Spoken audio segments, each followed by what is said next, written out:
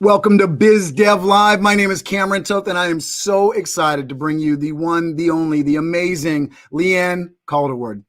Now, Leanne is somebody who is on YouTube. She's rocking LinkedIn. She cares so much about your personal brand and helping you shine your light. In the words of one of my favorite LinkedIn folks, Fanny Dunnigan, shining her light. She does it very well. She's teaching other people how to do it.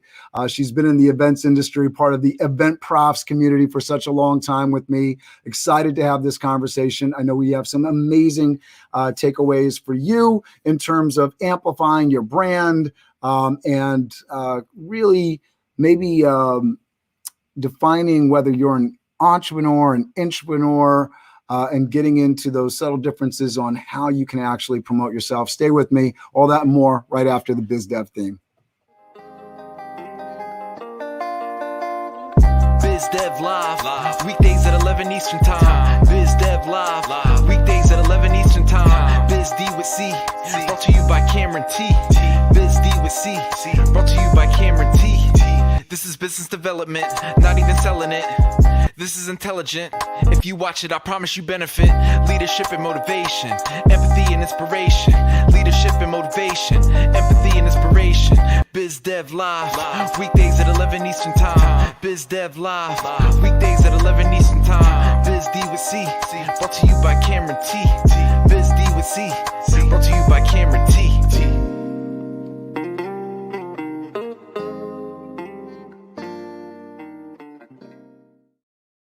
Leanne Calderwood believes developing a personal brand is key to setting yourself apart in any market. Serving in the meetings and events industry for over 20 years, Leanne has seen the power of personal branding for building trust in her services and those of her organization. Her blog and resources at leannecalderwood.com help sales professionals and entrepreneurs find their voice and create a compelling brand that attracts business and opportunities.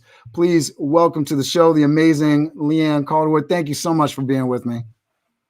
Hi, Cameron. Good morning. It is so good to be here. Thanks for having me. I'm glad to have you because you know we kind of rotate in the same spheres. You are on Pacific time. I'm on East Coast time, but that's about as big as the difference is, I think, between some of the things that we're doing out there. I love the job that you're doing on YouTube. I've been a fan of yours for the last at least 12 years, I know of, ever since our days of event profs and event camps and having fun in those communities. Tell everybody what you're doing right now with your services, with your company. Yes, thank you. So I am currently actually still an associate with Conference Direct, which is a site selection firm that helps match meeting planners with hotels and destinations. But as Cameron can attest to, the meetings and events industry went on a bit of a pause over the past 12 months and will continue to be on pause for a while. So I was able to take kind of all of the knowledge that I had gathered over the years of developing my personal brand in that space and now show others how to build their personal brand. So I do that through education on my blog over at leannecalderwood.com. I also do it through my YouTube channel over at L Calderwood. And most of my content focuses around how sales professionals in particular can build a personal brand. So it's a little bit different from entrepreneurs, and I'm glad you brought that up, Cameron, because we should talk about that today. But I firmly believe that if you're a sales professional that works for a parent organization, that there's space for you in your market to attract leads through inbound marketing. And that's how you and I are still kind of operating, Cameron. We're doing that through our LinkedIn presences, through our video content. So you're right, Cameron, you and I kind of are following each other as we go down this kind of new normal journey of developing business through COVID-19. Yeah, the personal branding journey, I mean, it's one of those things that as I sort of pivoted and I said, all right, what do I want to do? Do I want to start up the Martha Stewart hospitality channel? And so focusing on my why, I was like, nope. I want to do something around opportunity education. And I said, all right, let me start on this path of building up this media cachet and providing education and opportunity through this BizDev Live channel. The big intent is brand building. So I love that we're having this conversation around personal branding. I think personal branding is really important for those folks that are setting out on the entrepreneurial journey, right? But I think it is important for everyone, whether you work inside a corporation, whether you're 14 years old, as I'm coaching my daughter on how to set herself up for the next 20 years of her life. Talk to us about why you've gotten passionate about this. What's led, to this point in your career? What got you excited about the events industry? How has personal branding sort of come into light? Please tell us, spill the tea here. Let's hear the whole story. Oh, I love that you said tea, because a big part of my personal brand is I am a chronic tea drinker. And I've got my tea sitting here. But yeah, I started in the meetings and events industry 20 years ago. And my path kind of follows a lot of people who are in my generation. We didn't go to school to become event professionals. We literally fell into it. So I went to school actually earning a phys ed degree. I loved sports sociology. But go figure, there aren't a lot of jobs in sports. So when I came out of school, I worked at a YMCA, and one of my jobs at the Y was to put together a leadership program for high school students and take them on these retreats in the Banff in the Rocky Mountain regions of Canada. And that's where I got the meeting planning bug. So I started planning meetings, and I wasn't really focusing on my brand through that phase. It was when I joined my site selection firm, where not only was I still planning meetings because I was negotiating hotel contracts, but I had to build my business. And in building your business, you needed to find clients. And as I was learning the sales process, so that was really my introduction to sales, which is now almost 15 years ago. I wasn't a savvy cold caller, and I wasn't excellent at email copy. And there's a lot of people who have built their businesses on those skill sets. But I needed to find something different because I wasn't as good as my competition. I just wasn't consistent enough in those arenas to do really well. But what I could do well is jump on LinkedIn and get on the social. So I started to do that and create content for potential clients through those channels. And then the inbound marketing effect took place. And that's where I started to find clients, not because I was particularly reaching out to them, but they caught wind of my content, and then they started reaching out to me and asking questions. Now, my business isn't all through inbound marketing. I did actually manage to build some business through cold calls and emails. So I do feel a balanced sales approach is kind of the best way to go. But for people who are struggling with those traditional sales methods, and especially in a post-COVID world, when people are online a lot more, I think inbound marketing is kind of the wave of the future in terms of attracting sales. And of course, I'm not alone. You're going to hear from, people a lot smarter than me, like the Gary V's of the world and the Seth Godins of the world. This is their strategy. This is what they teach. This is their hill to die on as well, is bring people to you and build community as a way of growing your business. So I started doing that with my site selection firm and was doing really well. But the irony was, I don't think my company at the time really understood what it was that I was trying to achieve. So that was my one learning, is I didn't do a great job of communicating how I thought this was a powerful tool as a sales associate to use. And so unfortunately, there was a fracture with that company, and I moved on to another company. And I'm very happy to say the company I'm at now believes strongly in inbound marketing and believes very strongly in the power of LinkedIn. So there's opportunity for me to kind of stretch my legs and grow and test new theories out. In a safe and supportive environment. So that's what I love about my new company. And I think that's one of the biggest takeaways is, as I was doing the inbound marketing and as I was creating content, it made me think about all the other sales professionals out there who didn't really have that supportive environment to do so. And I started talking to people about building a personal brand when you're under an umbrella corporation. And one of the things I was hearing is that they didn't feel that they should have a personal brand. And those words really, really resonated with me. Like, what do you mean you don't think you have the right to a personal brand?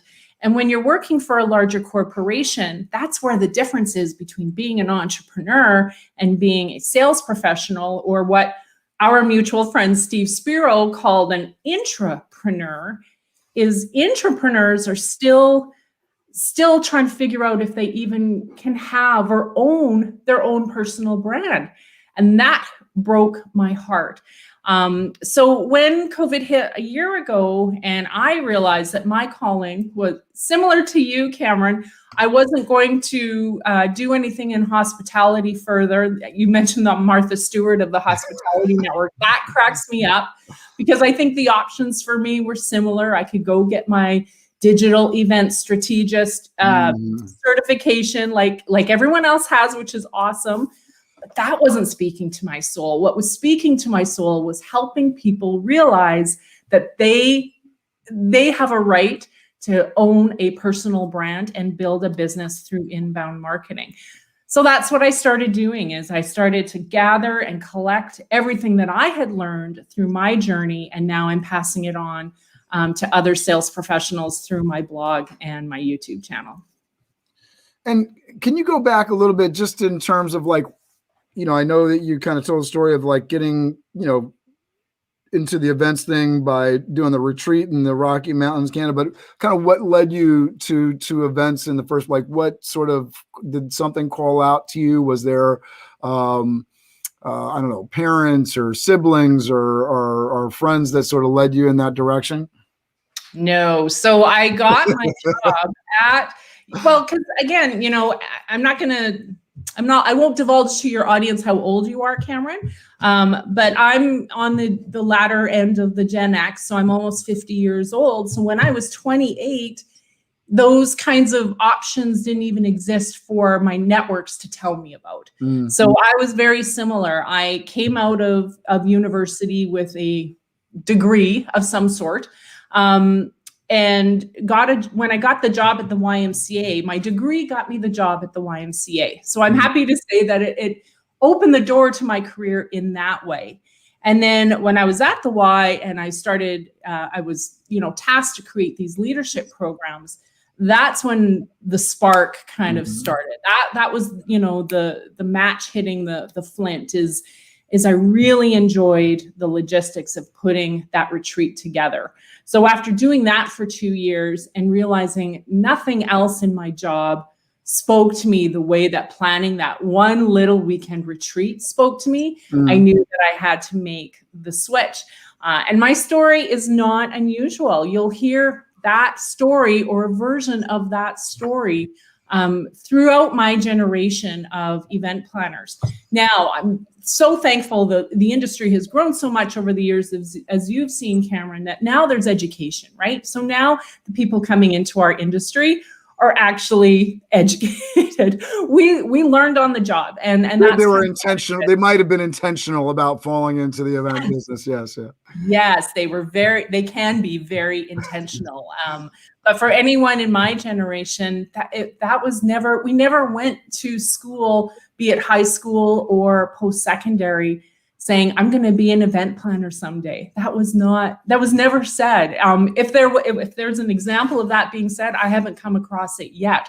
And like I don't remember from my childhood any kind of beyond something like learning how to be a chef or some special, culinary school or something like that. I can't recall any outwardly promoted event industry kind of education. Now, I mean, and I don't know that for young people even coming up in a high school that they would necessarily see it. I mean, I know of like the Rosen School, and there's a couple others that have popped up. I know there's something out in California. I can't recall the name, but it's not a lot when it comes to actual education around the event industry. And, you got Rude Jansen and his crew doing some great education around conferences and events planning. And you got some major hospitality schools down in Florida and potentially in Europe. And there's not a whole lot. I know there's more, and I'm sure I'm missing a whole slew of programs, but in terms of like wide promoted, well-known about programs, there's not a lot going on.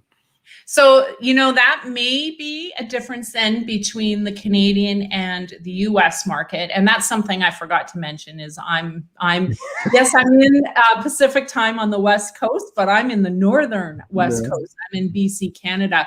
And a lot of I shouldn't say a lot, but there's quite a few community colleges that have, and there's also bachelor programs as well. So it's not even just community colleges, but university programs as well across Canada that offer this. In fact, there's one in Ontario, George Brown. I think that's probably one of the most prominent examples in Canada of a post-secondary school that has these programs, with the work experience built in and everything. So that might be a difference between the two countries, Cameron. I don't know. I'd have to look at that a little bit. You might just be better educated on your education system more so than I am. I know locally, I'm on there's an advisory board for the community college that's right down the street. And I'd love to say that they offered something that was significant on like the events and conference hotel side, but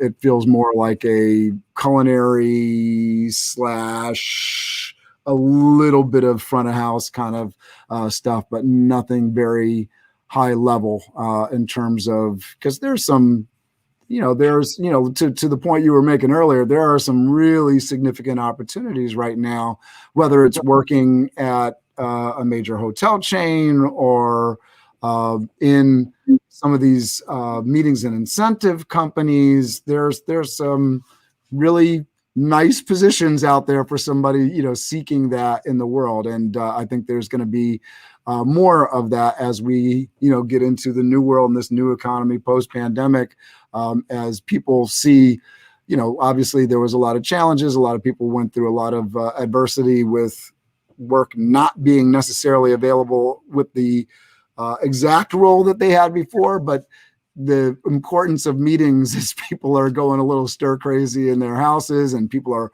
maybe working from home, and the importance of getting people together is that much more significant. There's going to be some huge opportunities that way coming down the road here. It's interesting you should mention the opportunities coming up, because this is the trend that I'm calling. I hope someone calls me about this and we can talk about it. But the trend I see is a lot of the seasoned professionals, because we haven't exercised our skill over the past year, we're leaving the industry. Some of it is voluntary. Some of it is through being laid off by our organizations. So I think our industry is going to come back, and to your point, is going to come back big.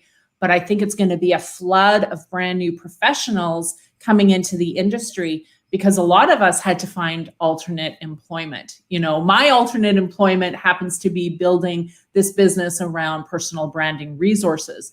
But a lot of people are finding full-time employment outside of the industry. So you're going to see this intelligence, this market intelligence is leaving our industry, and we're going to see all of these new people come in. And I'm hopeful that there's enough of us seasoned veterans to partner with the newbies to ensure that there's some continuity. But that's the change I see, is I think the industry is going to change just because of the labor force that's going to kind of sweep through the industry when we come back. Yeah, it's going to be interesting to see what happens with associations, because I know associations, at least from sort of what I was taking in, have been on the downward spiral in terms of attendance and importance. And I think that might peak up a little bit as education becomes suddenly important, and the need to connect with other professionals. I think we have more ways than ever before. I know we'll probably get into a little bit of a conversation about Clubhouse and some of these social media channels as we get into the takeaways. But this idea of the value of an association and being able to partner with other people in your industry and having that community. I know it's been important in my career. And I think as we, sort of get into some of these challenges, because I don't think the world is going to be exactly the same as it is even right now, 6 months, 18 months from now, as the world kind of opens up and there's coin falling in lots of different places. It's going to be interesting where the attention goes and where people make a priority to be. Very, very interesting as we kind of move through this, because we're always moving through history, but this feels like a particularly significant time. I want just kind of one other piece on the backstory, because we do share like the Twitter event props, and I did mention Clubhouse, just in terms of kind of how the journey into social media, YouTube, what inspired my decision to sort of take it seriously. I was looking at it the other day. I think I was, at least from his main account, maybe he had another account, but you mentioned Gary Vee earlier. I was actually on YouTube, at least from what I saw in the data, before Gary Vee. Oh, wow. The difference is I didn't use it. I didn't, focus on it. He did, right? He certainly did. I know what sort of turned my head around and made me sort of pivot hard to it in 2020. What has sort of been your social media journey here? Because I know we talked a little bit about your history, but this is sort of kind of parallel as you're moving along. What did that look like, and why has YouTube become a serious thing for you? Yeah, so my YouTube journey started, gosh, I would actually have to look at my channel because it feels like years ago, but it was probably only 3 years ago. And it was kind of that desire to learn something new. I never really did video before that. I'm not a public speaker. And whatever that season was, it was probably in the summertime, to be honest, when my business tends to slow down because all my clients go on holidays. So it was probably summertime, and I wanted to learn a new skill. So I thought, well, let's see what we can do with video. And my beginning videos, and please do never ever look at them, but they're terrible. I know everyone who sees this is going to go, all right, I'm going to look at them. Listen, my videos now aren't the best thing either. In fact, I don't even know. Stop it. You do an amazing job. Please don't, none of that negative self-talk there. Well, here's the difference between when I started and where I am now. Is when I started, it was painful to film and then edit and then upload and learn all the ins and outs of YouTube. And 3 years later, I'm still learning, but it's at least easier. And each day it gets a little bit better. And each month I see a little bit more uptick in my subscribers. So it was selfish, right? It was really about me learning a new skill. And if I was going to be passionate about inbound marketing, video was a great way to do that, right? Because you can connect with people via video like no other medium. And I've heard other podcasters even say that now. Not that podcasting isn't effective, because I'm going to start a podcast, as are you. Very effective. But video, there is that eye contact component that you can't find in any other medium. And so I started these videos, and then I started going to the industry events. And that's when people started to come up to me and go, oh my gosh, I saw you on YouTube. And it was kind of weird, Cameron, and you might get that too. Like maybe when we go out to events again, it's like, oh, Cameron, you're on YouTube all the time. Like, it's an amazing thing. I just want to speak to it one second, because maybe as we get back into events and I'm in person, and maybe I'll have that thing where somebody's seen me on YouTube. But what I have experienced, you were part of the event camps community when we were doing that back in the day. Seeing people that you've met online or had conversations with online, first of all, it eases in. It makes it like it doesn't feel like you're meeting a brand new person. The nervousness of that interaction sort of goes away. You already have sort of a feel for this person, and that's something that feels good. Mm-hmm. But the thing that I notice most from having any kind of presence on Facebook, LinkedIn, whatever, you go to a meeting and, you know, this is before I was, you know, posting every day. I would be kicking myself for not posting enough because I knew the importance of, you know, being present on social media.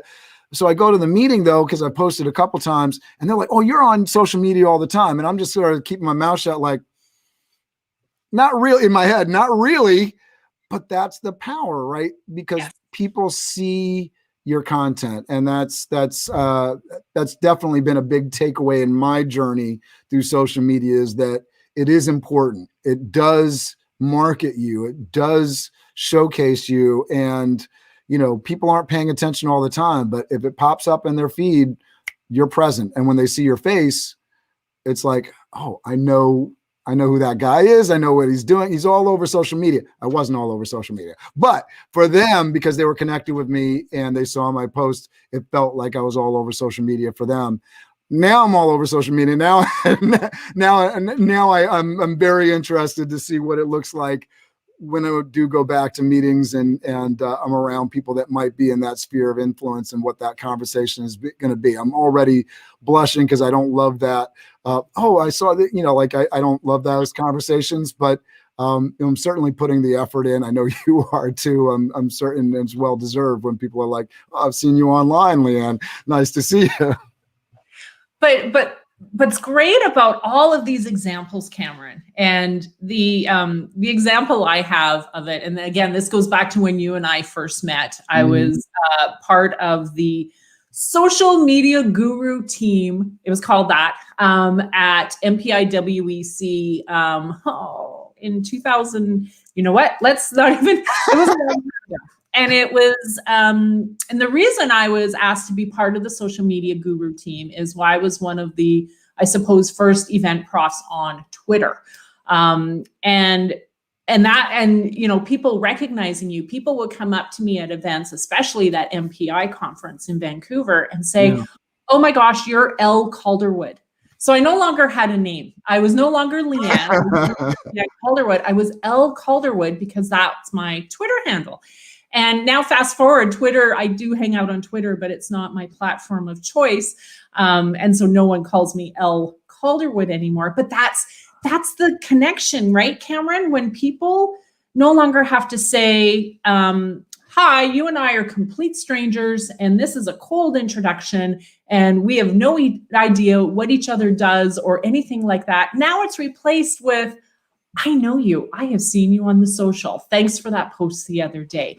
So it immediately becomes a warmer connection. And that's, of course, inbound marketing. I hate to tie it back to that, but that's what inbound marketing is all about. No, it's great. Creating those warm connections through those social media posts and interactions. And of course, video obviously is one of the biggest ways that you can create that warm connection now, so that when someone comes up to us, you know, the bridge has already been crossed, right? And that's what video does. That's what social media posting does, is it builds that bridge. So we're not creating anything from scratch and we're back in construction phase. But Cameron, here's the question I have for you. And this is why it's important for people who are considering building a personal brand. When you decided to go on social media, or when you decided to start this YouTube channel, Cameron, who gave you permission to do that?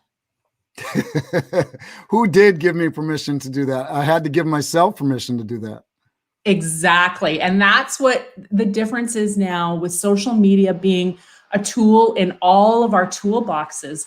We do not need permission from anybody to create a social media presence. And if that social media presence creates an inbound marketing channel for you, why aren't you doing it? So that's kind of my soapbox, is we don't need permission to be on video. 30 years ago, in our parents' generation, they didn't have option to be on video or be on TV. Now you and I can be on TV in the next 1 minute. That's all we need to be on a public platform where people can see our face. So I think that's one of the biggest stumbling blocks that some people have, especially intrapreneurs, is who am I to get on video? Well, who are you not to? There's no one stopping you from getting on video. As long as you are not harming another person through your content, you have every right to put yourself up on video or put yourself up on social media. Which you have people harming people all the time. And I go to this place of, and I think this is something that's being said a lot, but it's so important, is that, you are depriving people of your knowledge. You are depriving people of your experience. You are depriving people of your personality and the things that you bring to the table if you don't put yourself out there.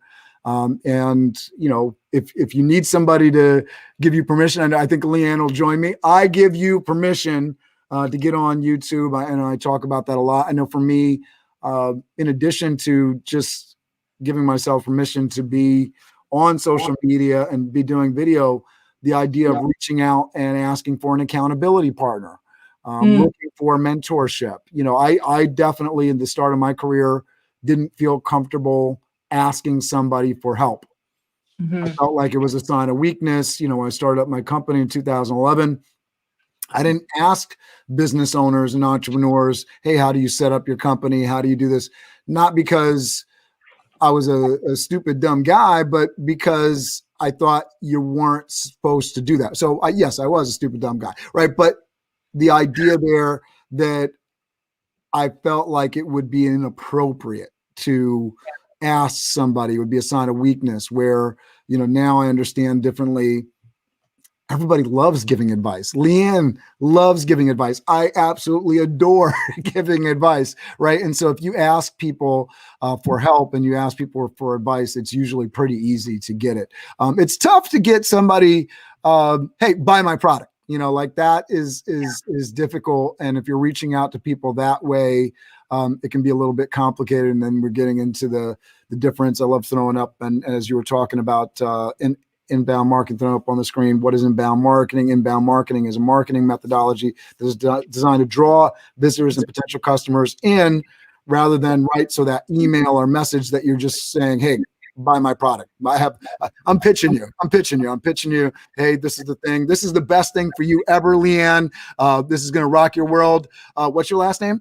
Like I don't even know you, but my product, my solution is the solution for you, right? Let's get into the takeaways here. What is the number one key to personal branding, Leanne? Yes, thank you. I love this question.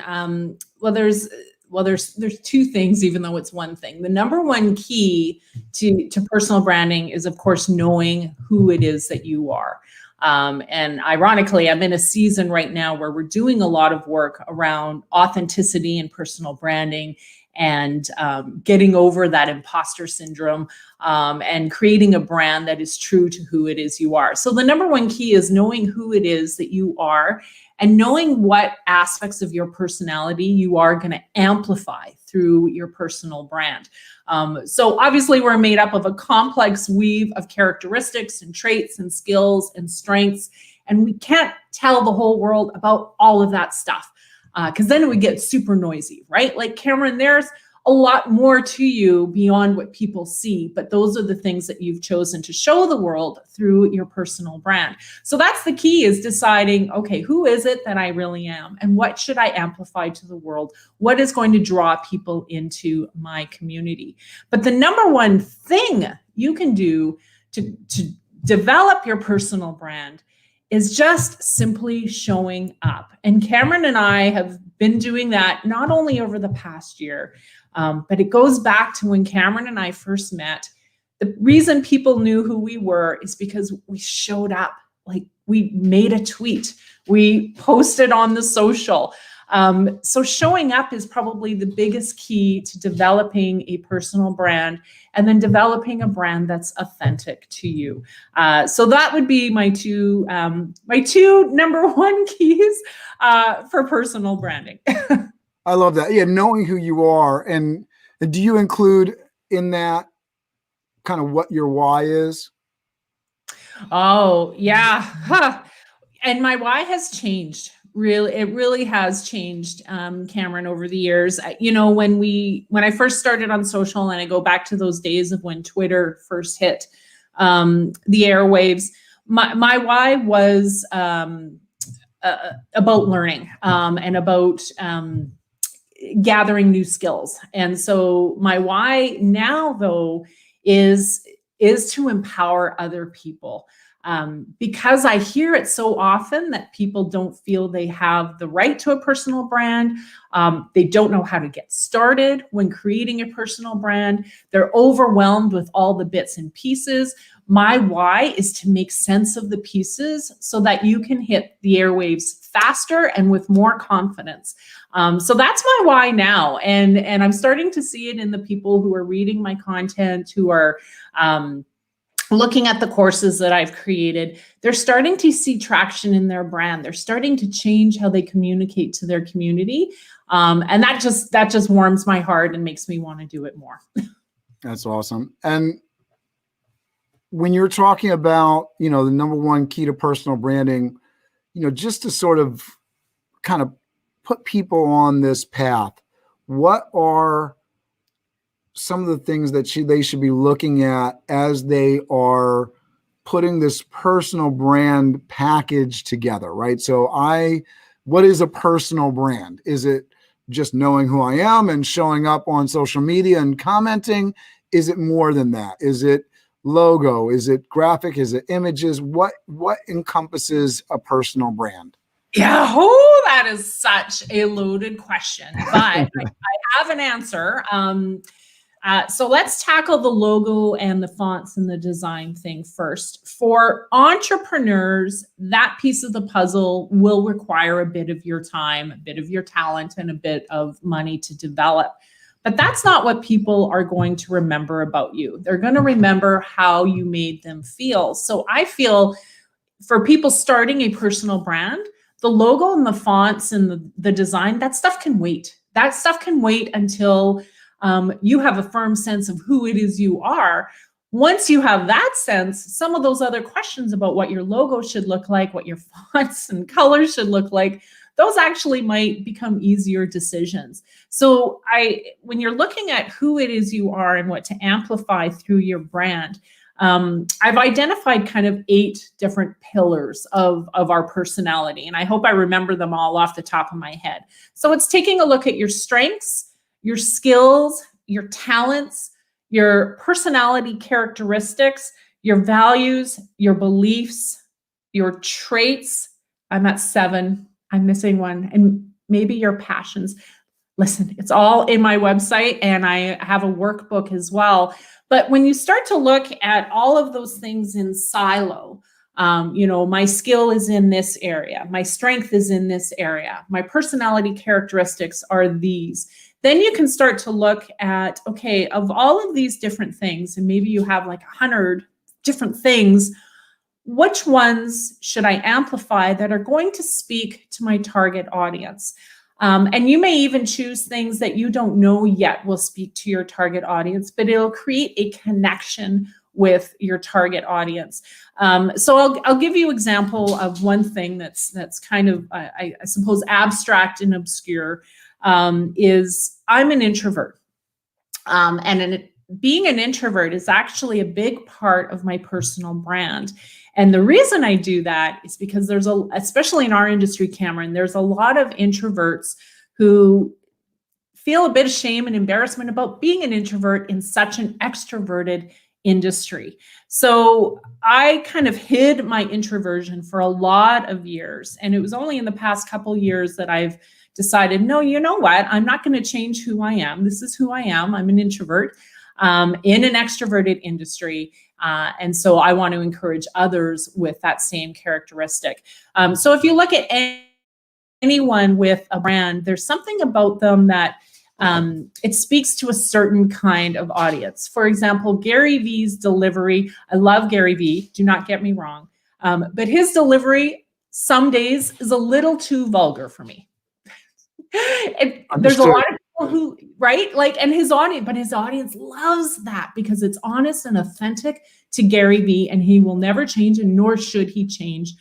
his delivery of his education and his knowledge. So everyone has things about their brand. And so finding those things should be the first and foremost thing. The logo and the colors, that can wait. And so I hope I answered that question. I think I went off on a tangent there, but I'm passionate about knowing who it is that you are, because people will remember that well before they remember what your logo looks like or what color of gold you weaved through your website. Yeah, no, absolutely. And so I think, you really kind of pinned it down for the entrepreneur. What about the intrapreneur? What about the person that is yet to sort of jump out? Maybe they're just, and I certainly have developed an opinion about this, but I think it's something that is a good distinction and a way to sort of separate. Okay, I'm going to go out and start my own company. My personal brand is going to look one kind of way. What if I'm trying to climb the corporate ladder? I'm trying to, work within the corporate space. What should my personal brand look like there? Well, and that's where your personal brand isn't so much about the visual elements, but it's about the message that you deliver. So again, you still, as an intrapreneur, you still need to look at the things you want to amplify through your personal brand. And you have it easier than your entrepreneur colleagues because you no longer have to jump through the hoops of creating logos and fonts. But the biggest thing about being an entrepreneur, and this is one I've learned the hard way, is that dialogue with your employer. And it doesn't have to be as prosaic as saying, hey, I'm thinking about developing a personal brand. That kind of sounds stuffy and prosaic, but it is a conversation with them to say, hey, you know what? I want to try my hand at this inbound marketing strategy and see if I can't create better connections with our clients and prospects and deliver them value to elevate our retention levels as well. So there's a lot of things that go into an intrapreneur's personal branding journey that does look different from an entrepreneur, but it all starts with who it is that you are. If you're not authentic in your brand, your clients and prospects are going to pick up on that right away. And there's a lost opportunity. So attracting people to your brand as an intrapreneur, there are similarities with our entrepreneur friends, but then there's those subtle differences that make it so much fun. I love that. And I think I will say this, that, for folks that, are climbing the corporate ladder, because I see this all the time, and we've dealt with this over the last year. Thinking about your personal brand and the idea of that it is separate from your corporate identity is a nice kind of thing, because I think sometimes folks that are working for the company, they update their LinkedIn profile, for example, when there's the free headshot at the company party, and that's about it, right? And if they didn't get that opportunity, maybe they don't even have a headshot on their LinkedIn profile. Maybe they don't even have a LinkedIn, right, profile at all.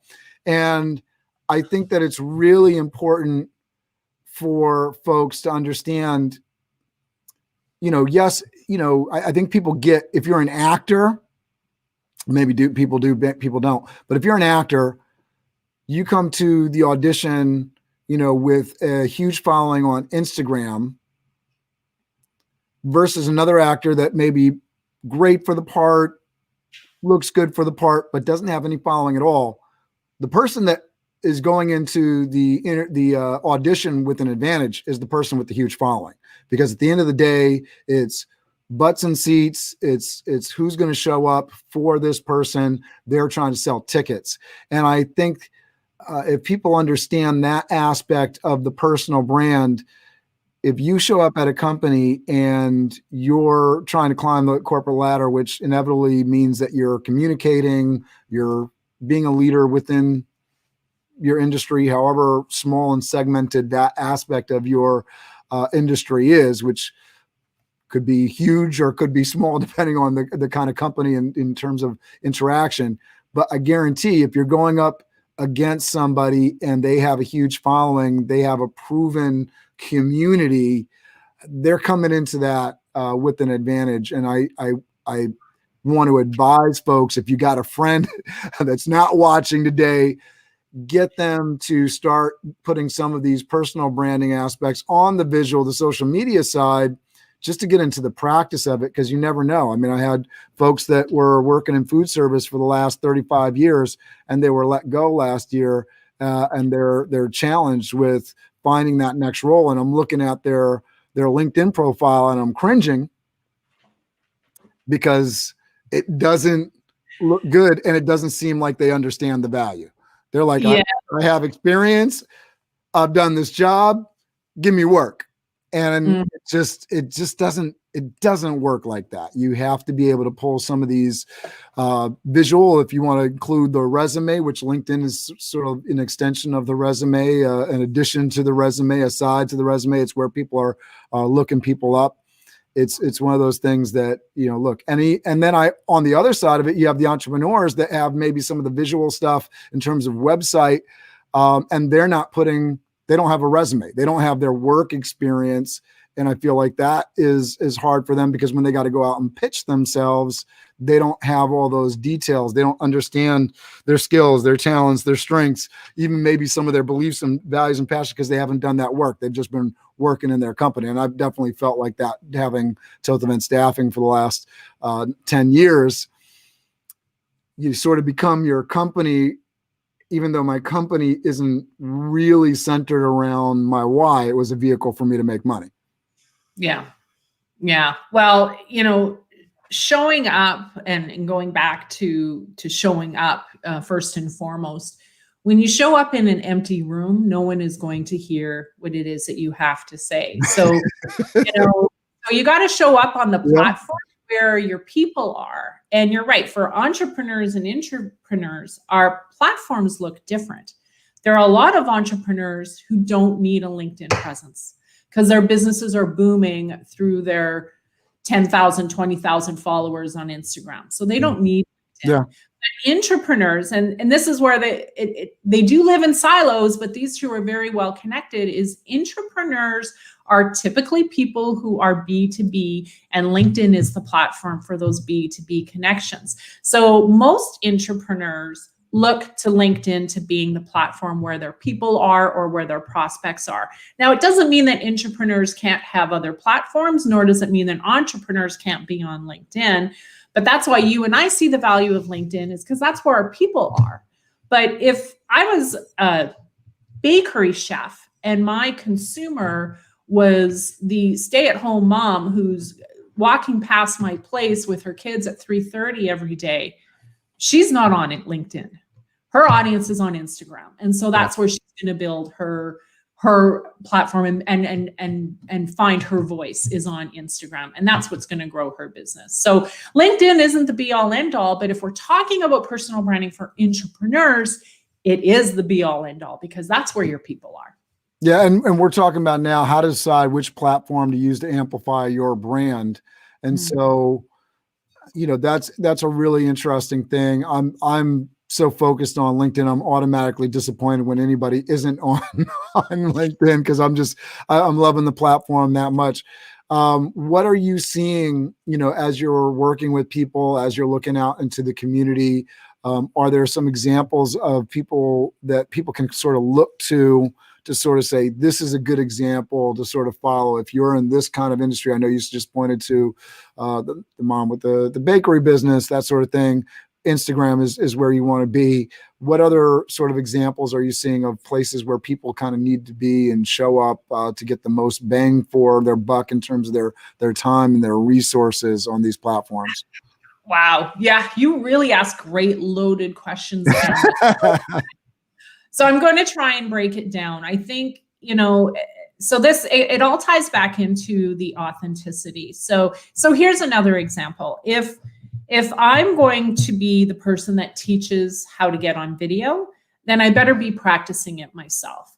So whatever your art or your, whatever you're shipping to your audience, be it a piece of content, services for your organization, you've got to be doing it yourself or believing it in yourself. And that is what's going to build the audience. Because again, if you are creating something that you haven't tried and tested yourself, or if you are on a soapbox about something that you don't even personally believe in, it's going to be it's going to be very short-lived. So you better get on the bandwagon of things that you passionately believe in, passionately know about. And when I say know about, and Cameron, you and I talked about this on a different Biz Dev Live episode, you don't have to know everything there is about video production, but you have to be passionate and have a 10% edge on the person that's watching your content. That's all you need, is a 10% edge on any single topic in the world, and you have the right to speak and educate others on that topic. So I hope I'm answering that question. It's not so much the platform, but it's like, do you know the stuff? I'm starting to create digital courses around the stuff that I know, but in no way am I a digital course expert. I might know 10% more than you, Cameron. So I can advise you on digital courses, but I can't advise other digital course creators who are doing a much more fabulous job than I am at digital courses. So that I choose not to talk about digital course creation that much, because I have a 10% edge, but it's not that much more than that. But personal branding, there's my edge. There's something that I've been testing and retesting and evaluating and failing and succeeding, that whole ball of wax. So people come to me for personal branding advice or LinkedIn advice, because that's where I spend my time. But they won't come to me for digital event advice, because guess what? I don't know 10% more than the next person. So let me just kind of run through these to provide maximum value here. Who should be using the YouTube platform? Because I know, one of the challenges that we both face in this, and you're gaining an incredible following on YouTube, it's not easy. I was talking to one woman who I interviewed on Biz Dev Live, and I'm totally, I think Brittany Danielle, hopefully I'm getting the name right there, but she has close to 100,000 followers. She may have already passed 100,000 followers or subscribers on YouTube. It's taken her 6 years, right? Mm-hmm. 6 years. So it's one of those things where it's a journey, right? So YouTube. So who should be on YouTube? I think anyone has the right to be on YouTube, Cameron. There's a lot of ways to amplify your voice on YouTube. And this is why I don't teach YouTube, is because I'm still learning those ways ourselves. But content on YouTube, it follows a similar algorithm as Google, right? So again, regardless of the topic, you need to optimize that search engine optimization. You need to optimize each video to kind of gain traction on YouTube. But I think there's a place on YouTube for any topic. And you and I think, are a testament to that, Cameron, because we both have channels that are growing, albeit slowly, right? But they're growing. And our topics look much different than the guy who's entertaining his audience through comedy routines. That looks different from the guy who's putting animation videos up to entertain teenage boys, which looks different from the girl that's teaching people how to create a cupcake. So, if you can go from personal branding to cupcakes, there's a lot in between that you can post on YouTube. The key with any platform, and again, I know you know this, but we got to preach to everyone else, Cameron, is consistency. If you're going to show up on YouTube, you got to do it at least once a week. You can't just show up once a month. Your platform will not grow. This is the issue I'm having with my teenage son right now, who has a YouTube channel. He's got a small audience and he's got a great tiny little niche there, but he's not on consistently enough. And so his YouTube channel isn't seeing the growth that it could. So we're working through that together and getting him up on YouTube more. What's the topic of his channel? So he's a rapper. Nice. I know. Yes, I am raising a teenage rapper. So S&C. I got to check his channel. I grew up DJing hip hop, R&B, and reggae, and I'm still a fan. So I'll check it out. I'll hit the subscribe button for him. Absolutely. Thank you. Yeah. So his name is Sam Calderwood, but S&C Music and Entertainment is his channel. Okay. And he does, help me out, Cameron. What does he do? Freestyle. So he does freestyle. He'll just jump on YouTube and literally just kind of I love that. I know nothing about the industry, but obviously there's a lot of rap lovers out there. And so there is a corner of the world that could be open to him if he was more consistent. So I want to break this down, because I think one of the things that sort of made me move to YouTube was, over time, right? I had posted some videos and there was no consistency to it. Mm-hmm. But as I was looking at 2020, my YouTube channel, from videos that I had posted in 2009 with the nonprofit that I work with, some of our students doing the performance pieces and on the college workshop tours, those videos had garnered 40,000 views. So this idea that if you put content up there, it remains up there, it's searchable. For some people that may be very scary, but the idea that you're building a media cachet. So, I'll say it two ways, because I want to just encourage people to get on the platform, because I don't know that if I hadn't posted those videos in 2009, if I really would have made the strong move I did to YouTube in 2020. Start, right? Push the darn button. If you're working on a podcast, you want to get on Anchor and go to town on the podcast, push the darn button. I certainly have not.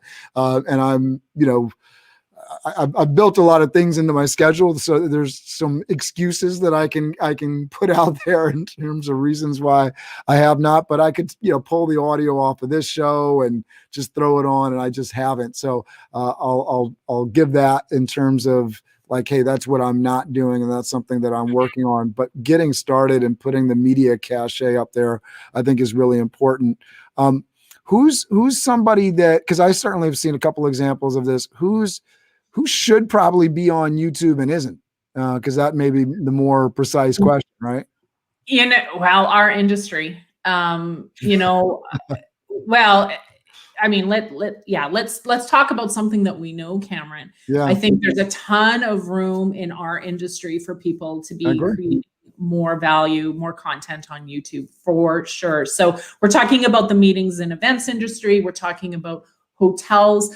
Some hotels, like if you think about all the hotels in the world and all of the great content that they could create around the experience, right? Very few of those hotels have YouTube channels. And I think that's missed opportunity, especially for hotels now that are trying to rebuild their business. Some hotels came out with some great kind of COVID videos. But now they need to create content. They need to continue to create content, right? It goes back to consistency. There were some Fairmont hotels in Western Canada here that did some exceptionally entertaining and professionally done COVID videos. They were beautiful, and they were just gorgeous pieces of content. But it's been radio silent since. So, I'll remember that video for a really long time. But I'm one of the few that might, because there isn't something reminding me every day of their content. So that's where the consistency piece becomes key. Just to sort of back that up, I think major brands that aren't showing up, that, you and I, we don't have $1 million marketing budgets, but you see companies that do, and they're not utilizing the platform. They have very few videos posted to the platform. They have scores of employees that they could be interviewing, showing the value, what they're doing every day, and where is that content, which would essentially, obviously there's a cost for producing it, especially if you want it to look in any kind of way slick, but free advertising from the sense of a platform and media to distribute it. Cameron, is there a cost to producing? You just gave us a great example of a video you did back in the day that has 40,000 views.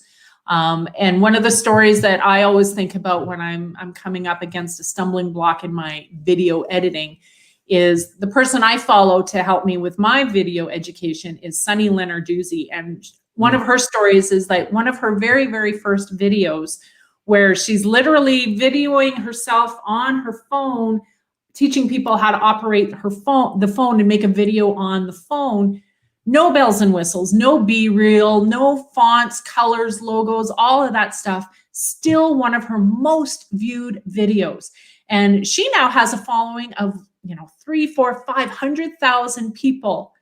And that elementary video, something that my teenage son can whip up in 2 minutes in a classroom, is still one of her most viewed videos. So you don't need production. You need this. You need a webcam. I don't have a camera. I don't know what your setup is. I may not look very professional, but my webcam does what I need to do to communicate my message. And I have no desire to get a fancy camera because I'm not sure that that would be the game changer for me. The game changer for me is going to be SEO and creating good content consistently. That is the game changer for video. And I firmly believe that. Yeah, I love that. And I think it's with that phone device, you got things like TikTok where you can do these things where you go back 20 years ago and to do some of these editing and adding GIF images and effects, things that would have cost $20,000, and you can do that all from your phone for the cost of owning that phone and the time of putting it together. I certainly saw the opportunity as I saw my daughter, orchestrating my boys into a music video that they put together on TikTok. And I was just like, I think she was like 12 at the time. And I was just like, whoa, this is pretty, this is game changing.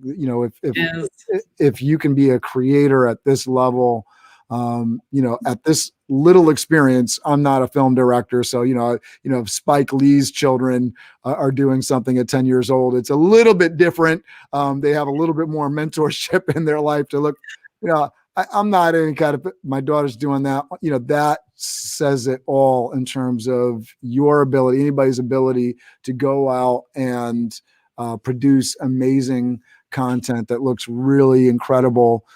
And like you said, it doesn't have to be complicated. It can just be you looking to a camera.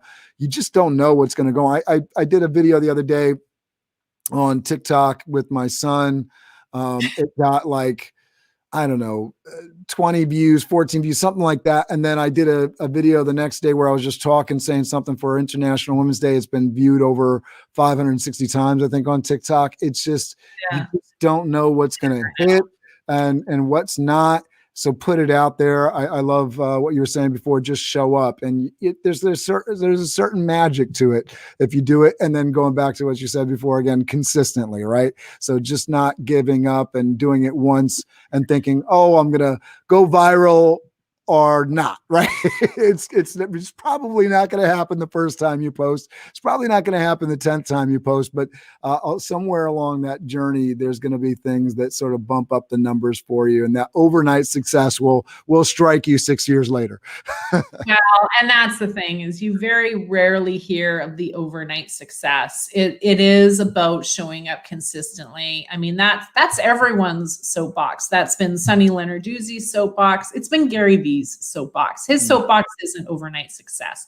His soapbox is show up for your people. So, there is no magic wand. There is no beating the algorithm to go viral. It's about showing up and creating content for your community. And that eventually is what's going to create that cash flow. Absolutely.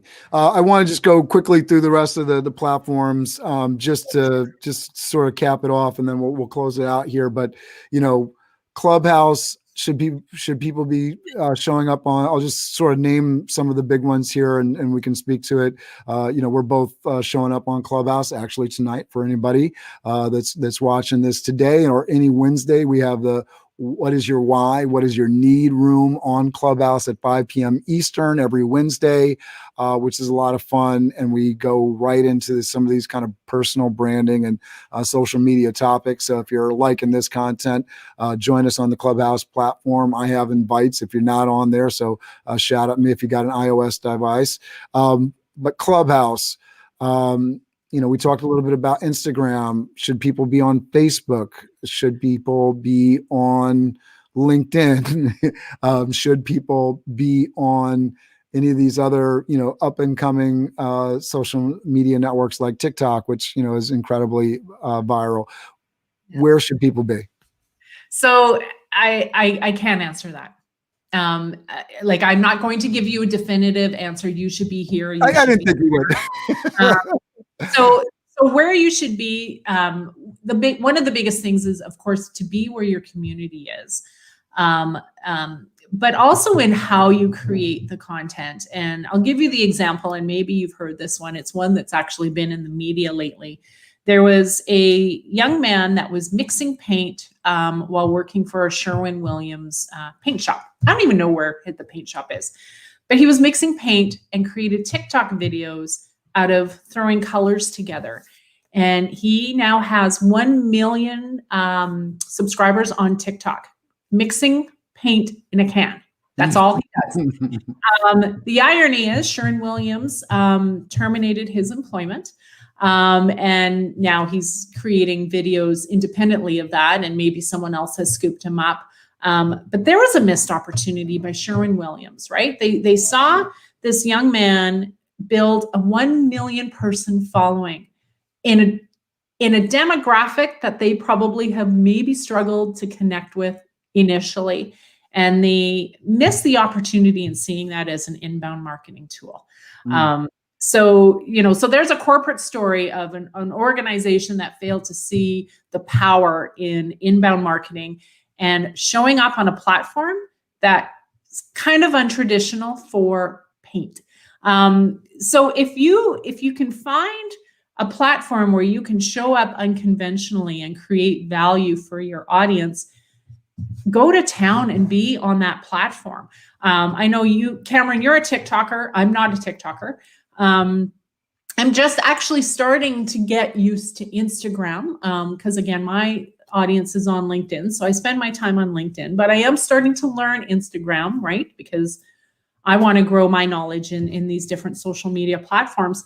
Instagram is tough for me because I don't have pictures of cupcakes. I feel your pain. So, but it doesn't mean I shouldn't be on Instagram, and it doesn't mean that my following won't grow on Instagram. I just got to crack the code for my type of content, which can be kind of stuffy. And it's not a lot of visually driven, being personal branding for intrapreneurs. I need to find my Instagram angle, and then I may see success on the platform. But if you know what your angle is on a platform and your audience is there, it doesn't matter what platform you're on, just be consistent. Oh, and one platform at a time. And I learned this one the hard way too. Especially if you're just starting your personal branding journey, you do not need to be everywhere at once. You will burn out, and you won't get that consistency on every single platform. So start with one platform, build till you are consistent and it becomes a habit for you, and then start to introduce other platforms. So you don't have to do it all at once. I don't recommend doing it all at once. It's just not healthy, and you won't see your brand grow. So focus on one at a time. I love that. And this might help you with your Instagram journey, because do you use Canva to create your graphics? Yes. Okay, yes, I use Canva. So Canva is like one of those things that's just like the secret weapon for anybody that's like looking to create graphics for any of their social media sites. So I use the resize feature because I have to create the YouTube thumbnails anyways to go with the YouTube. So I just resize every single YouTube thumbnail and put it on to Instagram. That's my entire Instagram strategy for the most part. Well, that's Cameron's tip of the day, people. Take it away. Find the resize tool. It's in the top left-hand corner. Can't miss it. And yeah.